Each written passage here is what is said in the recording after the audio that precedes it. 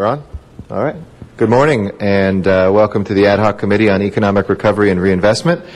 If these feel like tough times, we should garner inspiration from the Los Angeles Dodgers last night, who, in the bottom of the ninth, 2 outs, not only tied the game, but won it.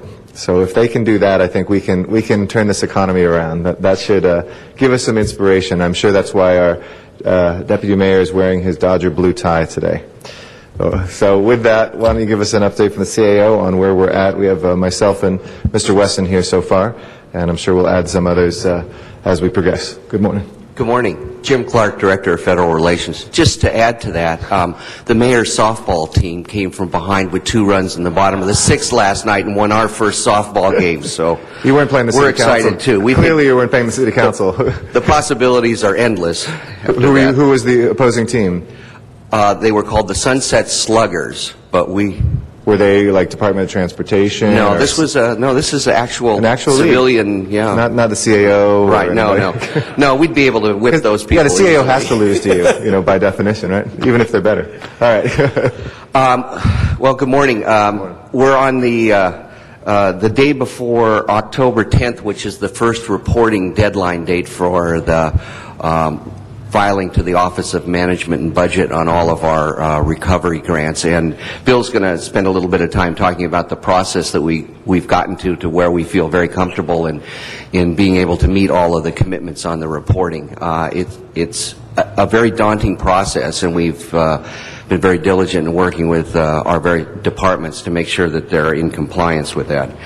I received a phone call from the director of the GAO in Seattle for the Western states, and they're conducting, it's not an audit, but rather a study within the 16 states that are comprised of the Western region. And they've selected in California 2 entities to study, Sacramento County and the city of Los Angeles. Yes. We knew it was coming. And this study is about, actually, they want to know what the impact of ARA funding has been on budgets.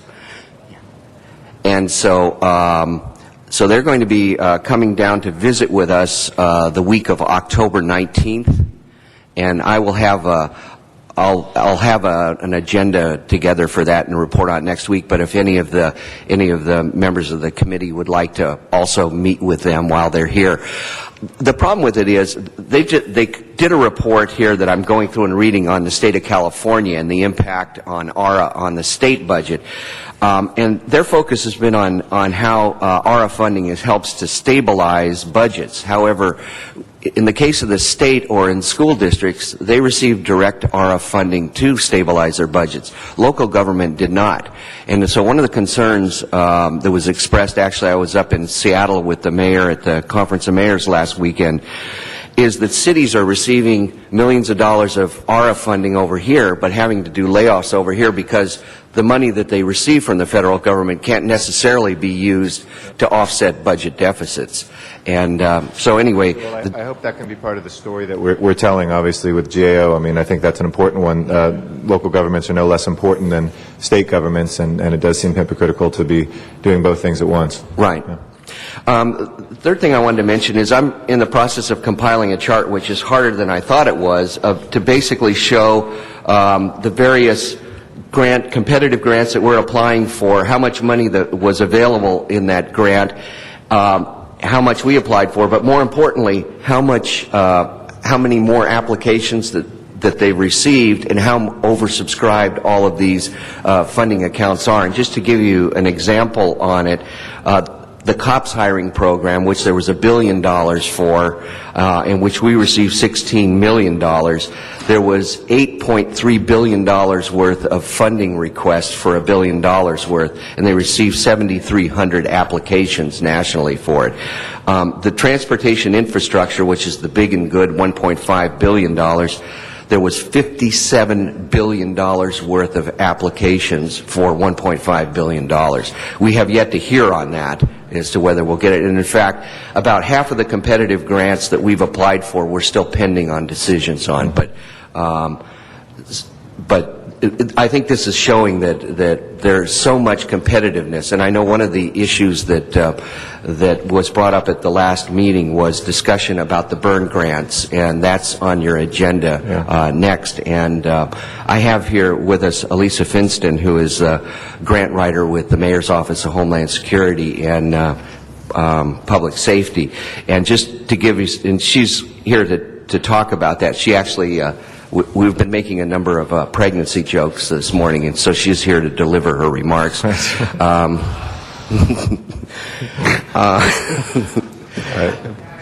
35, cue the sound effect. So, but just to give you an example, there was there on the burn grants, there's $125 million available. They received $2.7 billion worth of requests for $125 million. There are over 3,600 applications that were received. We did not receive any of the funding for that. So, but Elisa, if you want to come up, we can take that up now, or you can wait till that's on the agenda, whatever you prefer. It's fine. Does the CEO want to add anything to the general update first? Yes, Mr. Chairman, Okay. I would. Why don't we do that, and then we'll go to that next. If I could, Bill Craig to the CAO's office. Sure. If I could take off on your analogy about the Dodgers. Yes, please. I believe that we are in the bottom of the ninth, but we were about to hit a grand slam. All right, so we have 3 men on, and we're looking. With that, by way of segue, let me say this, that as you're aware, October 10th tomorrow is the reporting deadline for the OMB reports or the subrecipient reports to like state agencies like Caltrans. I'd like to thank all the city staff, beginning with the mayor's office, the council, this committee, CLA, CAO, controller, and all the departments for their diligence. We were able to get 100% compliance with our pre-submission requirements as of yesterday, meaning that all the reports that were going to be submitted to the OMB or the prime recipients have been sent to the CAO's office. They have been evaluated, and our comments have been sent back with authority authorizing them to submit to, again, the OMB or the prime recipients. We actually have 4 of 25 who actually have completed their reports to the OMB. We're waiting for the rest to submit today. Who are those 4? I'm sorry? Who are those 4? Those 4 are the Housing Department for the Homeless Prevention and Rapid Rehousing Program, the Department of Environmental Affairs, Energy Efficiency and Conservation Block Grant, the Department of Transportation for the Surface Transportation Programs, also known as STP, and the Department of Airports for the Airport Improvement Program. Oh, I'm sorry, there are 5 actually. The Harbor Department for the Harbor Department Tenant Equipment Projects. So there are 5 who've submitted already. Great. And we expect the rest of those to be submitting by 3 o'clock today. That's our deadline. And we sent out an email this morning just prior to this committee reminding all those who haven't reported that this is the day. Mm-hmm. So I want to commend staff for their excellent efforts. If I might go into also just an overview, I realize we have some other things to go through today, so I'll make this brief. We have recently received $10 million that went to, actually it's $30 million for 3 grants, all for the Department of Water and Power for the Safe Drinking State Revolving Fund. It's a competitive grant for the San Ynez Water Quality Improvement Project. Also the Safe Drinking Water State Revolving Fund, competitive grant for the River Supply Conduit, what's called the Lower Reach Unit 3 project. And for the same funding source, also a competitive grant for the City Trunk Line South Unit 2 project. That's the replacement of the lines? Or what is that project, do you know? Do you know, I believe that is a replacement. I would have to go back to their...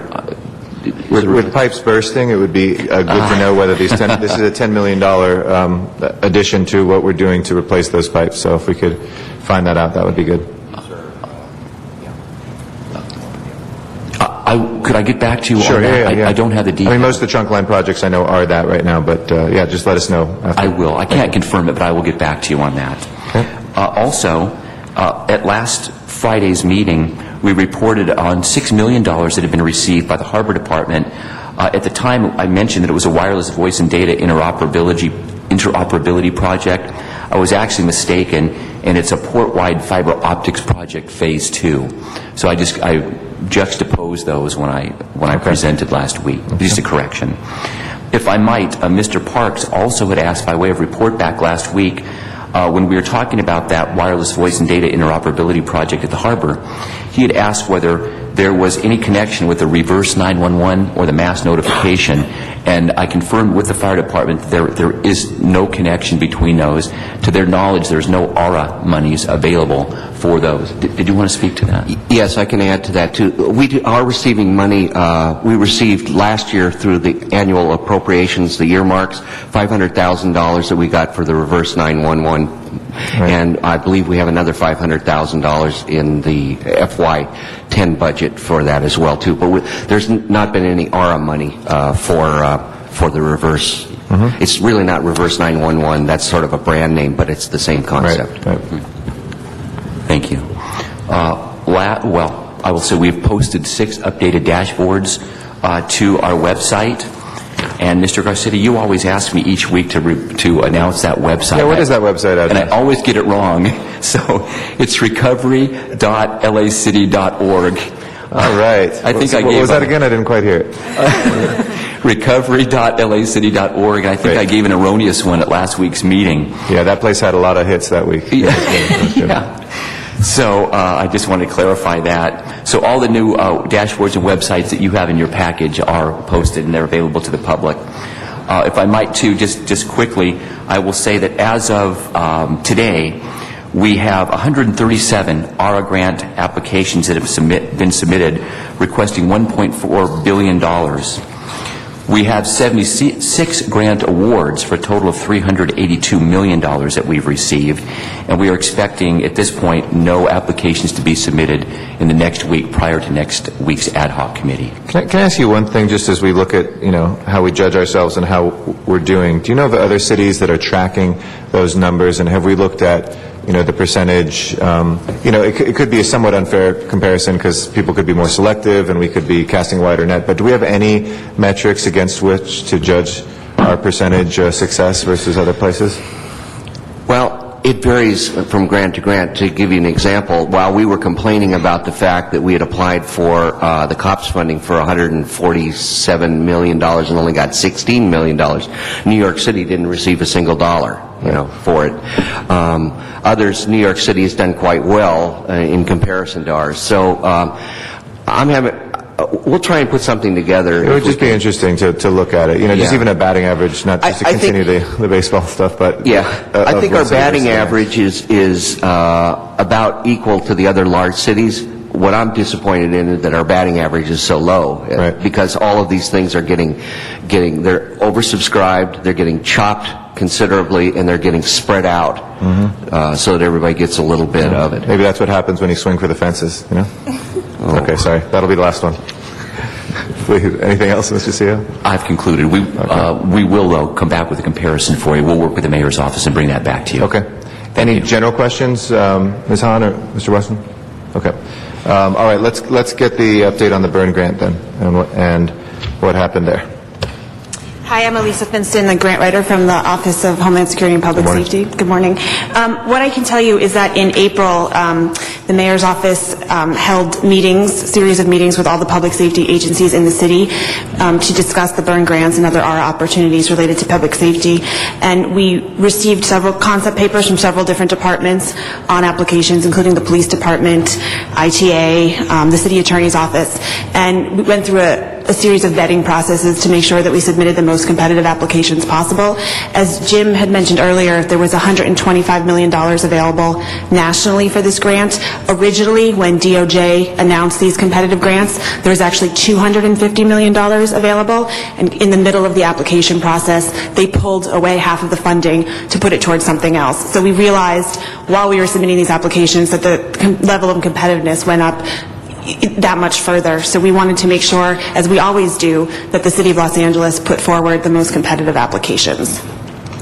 So that being said, at the end of April, we submitted 4 applications, 3 from the City Attorney's Office and 1 from Los Angeles Police Department.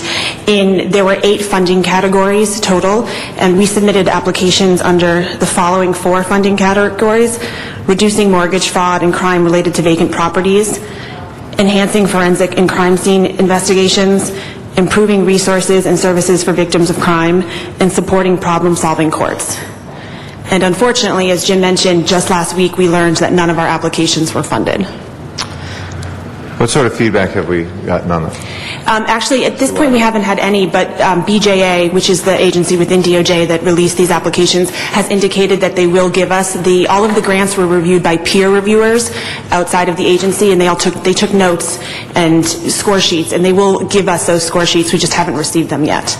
Okay. If we could see those as well, I mean, I think that, in at least 3 of these areas, we've been at the cutting edge, and I would hate for them to have said, well, they're doing okay and they're doing a lot, and punish us for that. If it's for some other reason, I'd like to know that as well. But mortgage fraud, we passed first in the nation legislation on mortgage fraud protection that now the Attorney General has taken up at the state level, and the state has passed, and Freddie and Fannie have both adopted as policy within their entities. Obviously, on the forensic front, we couldn't have had more publicity on the issue of DNA testing and the work here. To make headway, we've always said it's very important for us to be able to stay on top of new evidence, which clearing a backlog is one thing, and we're only half the way there on that. But we have a tremendous amount of work. And then problem-solving courts. I mean, I think we've, both with drug courts and homelessness courts, we were some of the pioneers of community courts and kind of problem-solving courts in a number of different ways. But I'm just very surprised that all 3 we came up with zeros. I'm sure you were as well. But I think it does merit some further investigation and feedback by the committee, and to look at either what we can do better, what we can appeal, and find out what those things are. So if you could share that with us when we get that feedback, of course, as well. And there's no appeal process on any of those. Not at this time. Those are final decisions. It is possible, however, that BJA will release additional grants opportunities. This was one of the first competitive application processes that they had done in a long time, which is why everyone in the country applied. Yep. And did they? One of the problems we've had with other grants has been that they've spread it so thin that that's part of the reason we got capped. We've done worse, as I've said a couple times, under this administration, which is full of friends, than we did in the previous administration on some of the formulas, because we've been capped out as big cities. Were these grants primarily given out in an alternative way? Were they not spread out thinly, but given to a few people in full amounts? Sure. I actually have a list right here I'm happy to provide to you right now of all of the grants that were awarded under these categories. And they are small dollar amounts, especially when you actually look at what the City of LA put forward in the applications. Our applications range from, I believe, $3.5 million to $29 million. And just glancing at those rather quickly, it's odd to see an application that was funded for over a couple $1 million. So I believe they did spread it thin. And if you look within just the state of California, they actually awarded it to much smaller jurisdictions than to the City of LA. And what is the impact to our budget in the meantime? Because these were taken out of the budget pending the grant applications. Is that accurate? We had. I'm not sure. The HALO funding was taken out of the budget because we assumed we would be awarded the grant. Did CO note? I believe that. Yeah. I believe that was the case. Yes. So this may drive this may drive a bit of a hole in our budget, is my worry here, in terms of current public safety budget, which, as I've been reading the papers, is pretty high on the agenda for everybody right now. And I think that is something that we're going to need to refer over to Budget and Finance as well, if we could get some analysis right away, because if we're, the mayor and the council are in the midst of negotiations on closing this budget gap, if we've just blown a hole of $43 million, or if it's something that doesn't affect the general fund but affects the services that we provide in the community, that's also bad, maybe not as bad for our fiscal situation, but certainly for our crime landscape out there. So if we could get a report back on that and then refer that to Budget and Finance and Public Safety as well. That'd be good. Okay. Do you have any questions on? Yeah. I don't really know what kind of budgeting that really was to include that before we received it. I think that's a real problem, and I didn't know that that's how the mayor was I don't think it's crafting the budget. It's not us. I have no idea. Or was that was the CAO's? Councilmember, I had heard that. I don't have anything in writing. I haven't seen that. I had heard that from a couple of sources. So if I could follow up on that for both of you, I'd be glad to do that this week. Yeah, because that would be a real problem. Okay. Thank you. We'll look forward to hearing that information. Thank you. And if we can go to item number 3, please. Mr. Chairman? Yeah. While we wait for Environmental Affairs Department, if I could get back to you, this CLA has provided me with information on that $10 million DWP grant for the city trunk line. Yep. And if I could just read to you from that, you are correct. They propose to replace 10,400 linear feet of pipeline to address existing trunk line leaks and limited pressure and flow capacity. So I do believe that is to address some of the problems that they've had with leaking pipes. Great. Okay. We'd like to follow up with the department on that and make sure we can get that news out. Okay. Thank you. Appreciate it.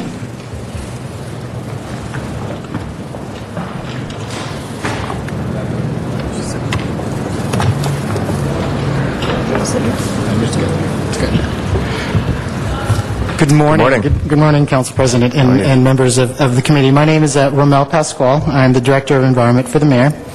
A few weeks back, if you recall, we came to you with an update as to the process of the energy block grants and in our process of going out to the public and conducting a series of public meetings.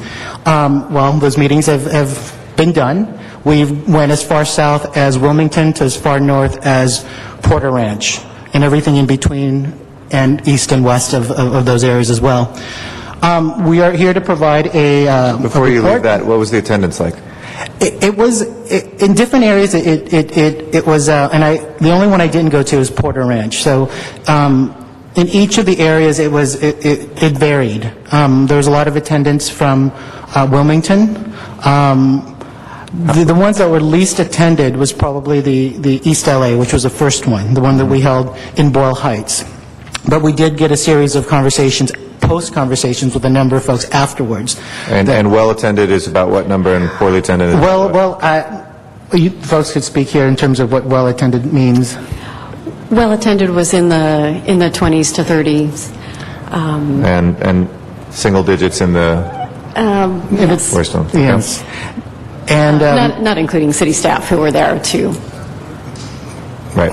And one of the things that we'll provide a report as to what we learned out of those, and then also we received more than 200 surveys that were part of the process. So despite the low actual numbers that had attended in terms of what we would like to expect, we did receive a lot of written comments online.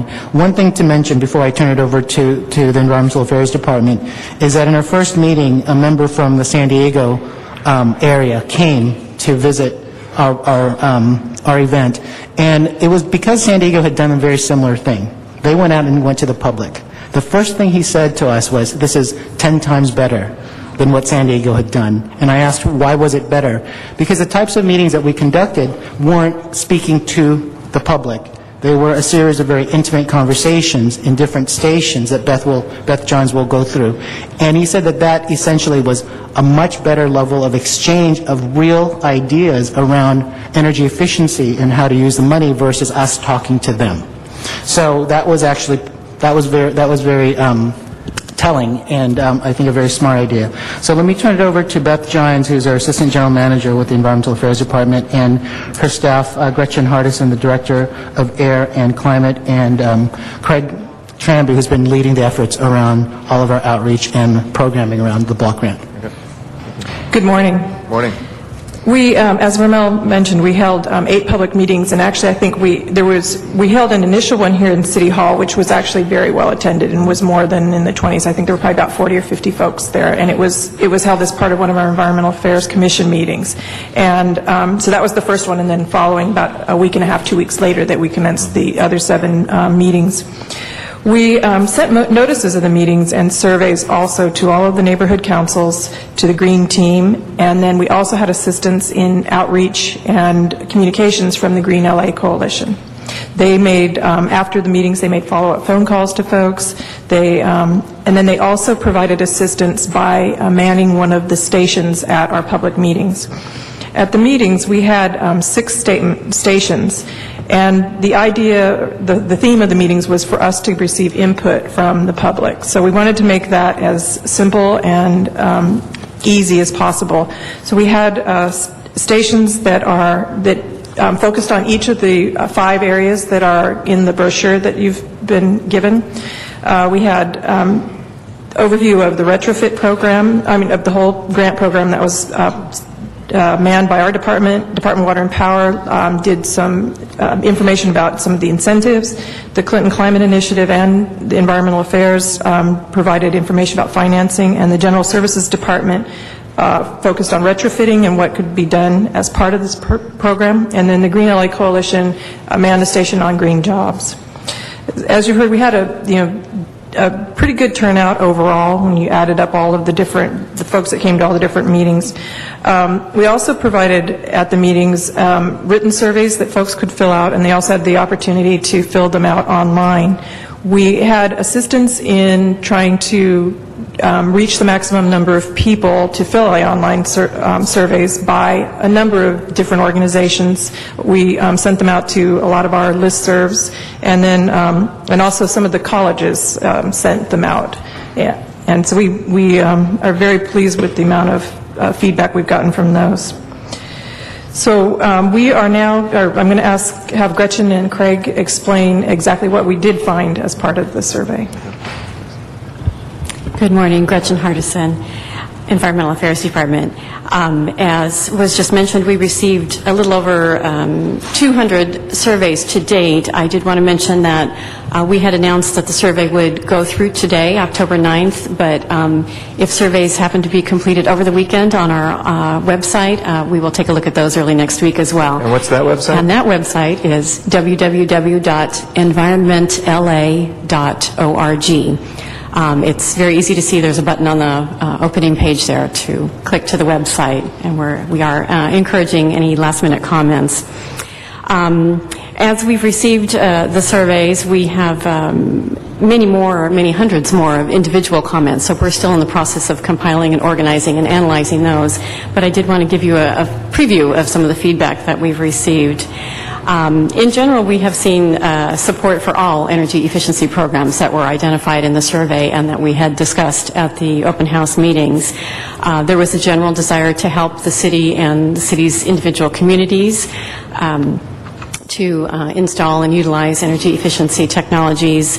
A very generous spirit of what's the low-hanging fruit, what's the best bang for the buck, what's the greater good for the community, rather than me, I want this for myself. So that was very encouraging. I have to say the individual comments that I've reviewed so far make it appear as though our audience was fairly informed about energy efficiency and some of the options that are out there now.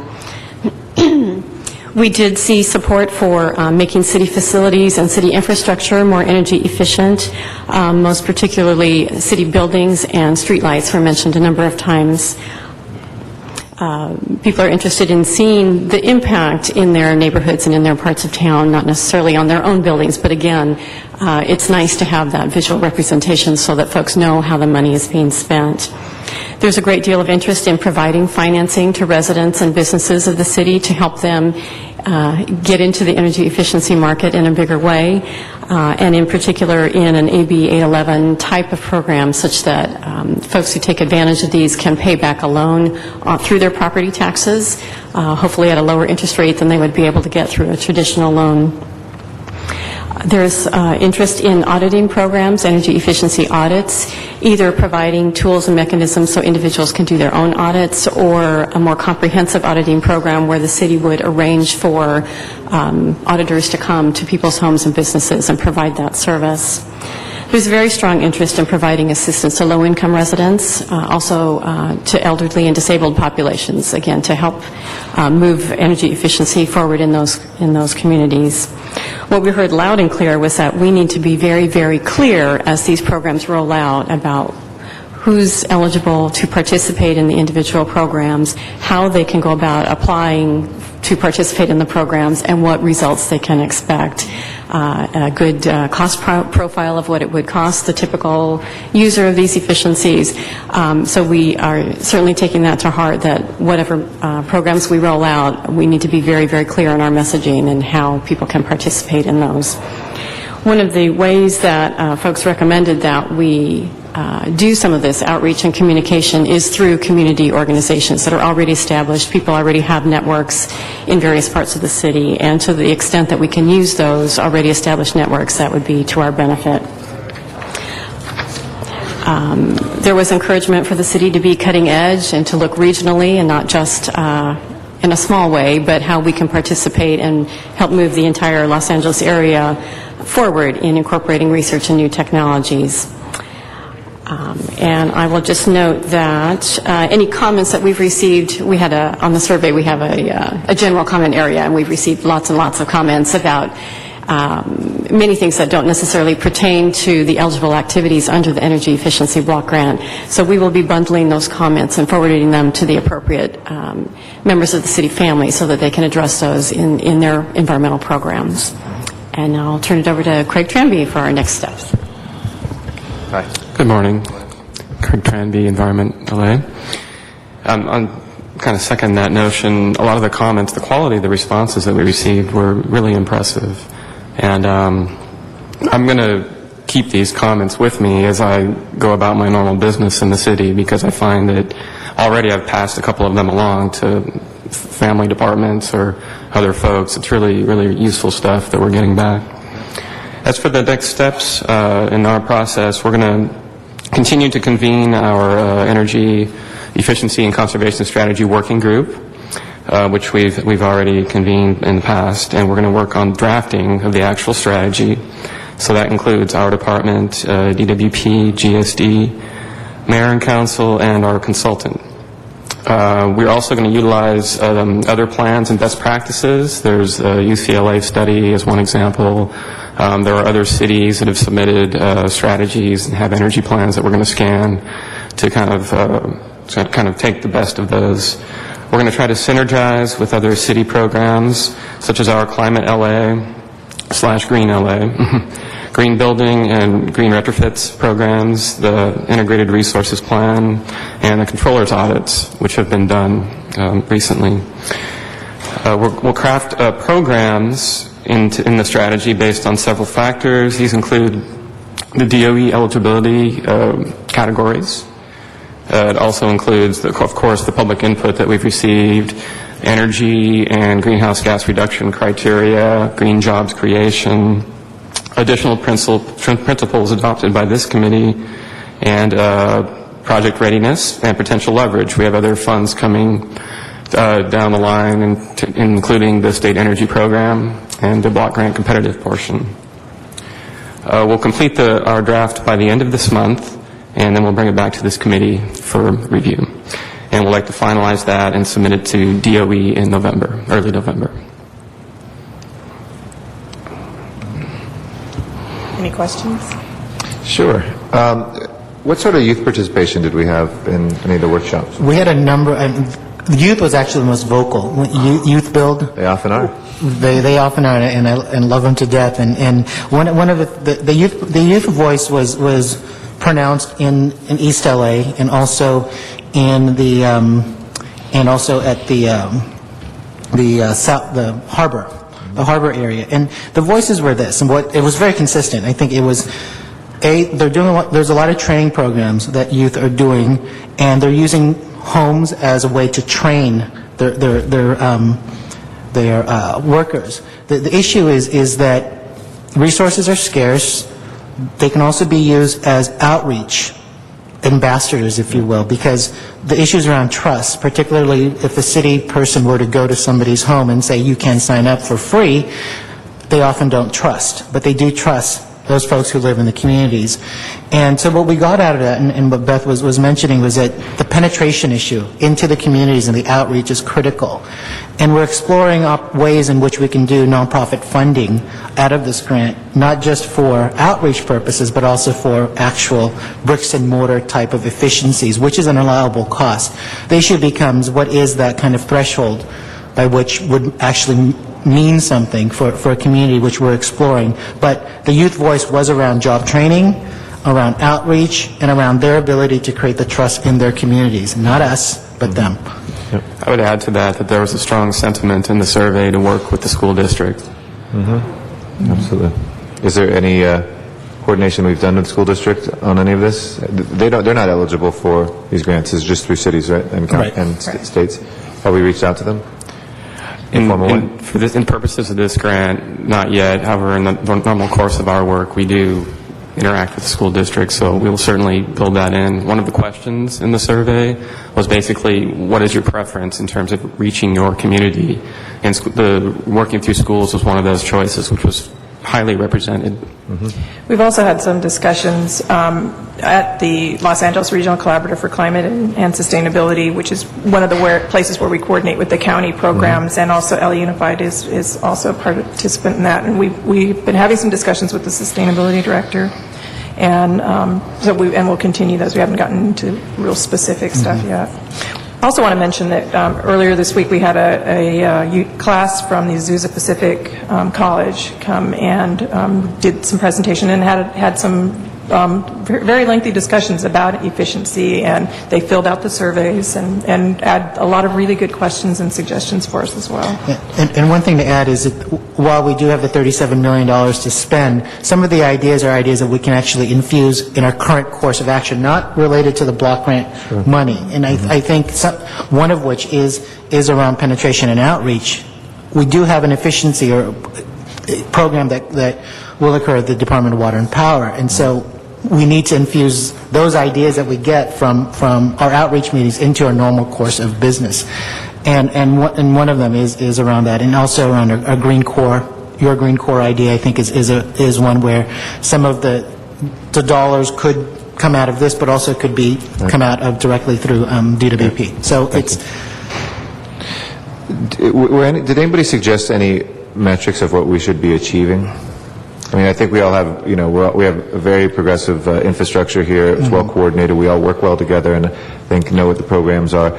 But in terms of, we want this $37 million to have accomplished a reduction in energy, water use, carbon emissions. Did anybody suggest we actually try to quantify what the goal should be? I think we have had that conversation. It's not just us in the city of LA, but other cities have, because there are some of the empirical ways in which you can measure the conservation efforts, but there's also the kind of normative way of looking at how do you reach the people who will change their behavior. So it's really going to be a balancing act. On the areas in which we have direct control over, which is our city buildings and those that we can actually measure, I think we can measure them, but more importantly, I think it's the behavior change that we can get from the individuals in the commercial sector, where we would really get the most bang for our buck on energy efficiencies. And how we do that could be in the form of the ability to provide resources, direct resources through finance, but also the behavioral piece, which is, I think, critical. And how one measures that, I think the experts are still trying to figure that piece out. How do you measure behavior change? Well, I'm no expert, but I would suggest maybe one of the things we could do is a piece of the grant we could put aside for some sort of representative sample of folks who we didn't touch and folks that we do touch, and look at, what, if any, reductions we have in their energy use in their homes or their businesses versus folks who have not gone through this. I think, so often we want to use every penny, and it's very important because we have so few pennies out there for this stuff to do the actual programmatic, but it's just like some of our law enforcement stuff. I remember being with then Senator Biden in his office with the mayor and a couple other council members in D.C. when we were redoing the Violence Against Women Act and the big anti-crime legislation.